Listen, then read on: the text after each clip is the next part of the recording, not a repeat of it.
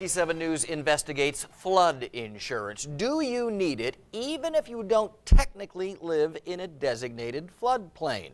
ABC57 investigative reporter Drew Gardner uncovered changes made to federal flood maps that cost some homeowners dearly in the record-setting recent flooding.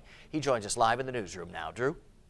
Yeah, Brian, with floods like this one coming only every few decades, floodplains and flood insurance aren't at the forefront of our minds. It's so rare that many people simply don't take the time to do the research to make sure their properties are protected.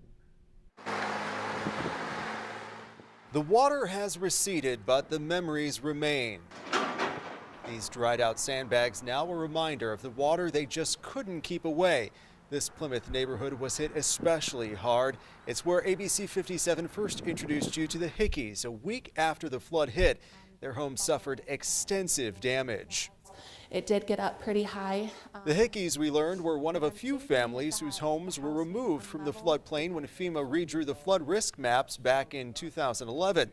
Marshall County Planning Director and Zoning Administrator Ralph Booker explained to us how the maps are used to identify flood risks and determine appropriate flood insurance rates. So this is the old map. When was this one done?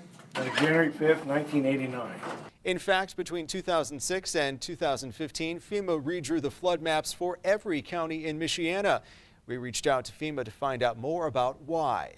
Flood insurance rate maps are really living documents, and as we get better data available to us, we will use that data to remap them so they're more accurate and more precise. For the Hickeys, that meant they were no longer a high risk for floods, so the bank dropped their flood policy. We found out through a letter in the mail.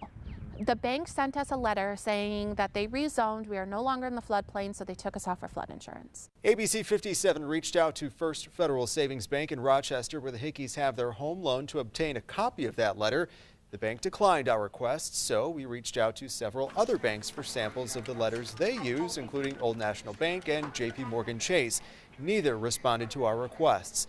Wells Fargo did give us a copy of the letter it issued to customers, saying, "We are writing to inform you that flood insurance is no longer required. As a result, we are going to discontinue your escrow account for flood insurance." That wording, "you're no longer required," do you think that maybe needs a little bit more explanation for people that it could still be a risk?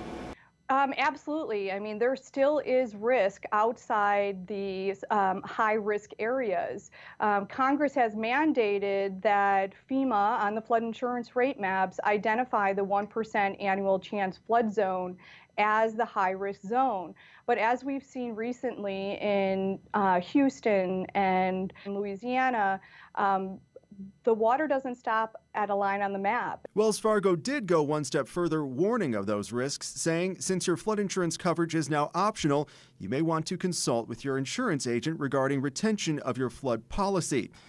But several families in the Hickeys neighborhood said they did inquire about flood insurance. We've spoken to several families who were removed from the floodplain who say they were told they could not get flood insurance now. Why is flood insurance so misunderstood?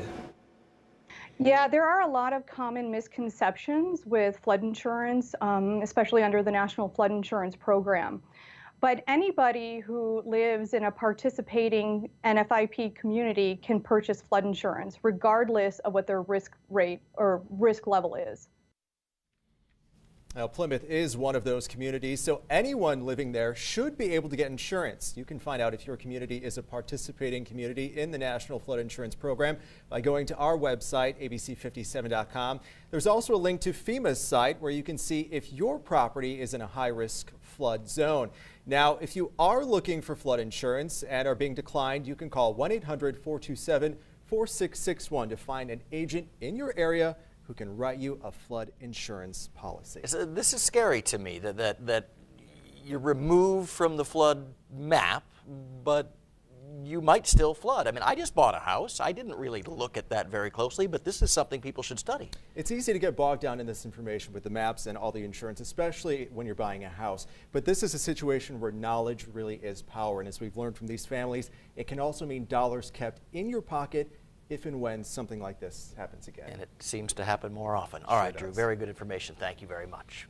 Now, if you have a story you'd like ABC 57 to look into or investigate, email us at ABC57Investigates at ABC57.com, or you can call our news tip line anytime. That number on your screen, 574-344-5557.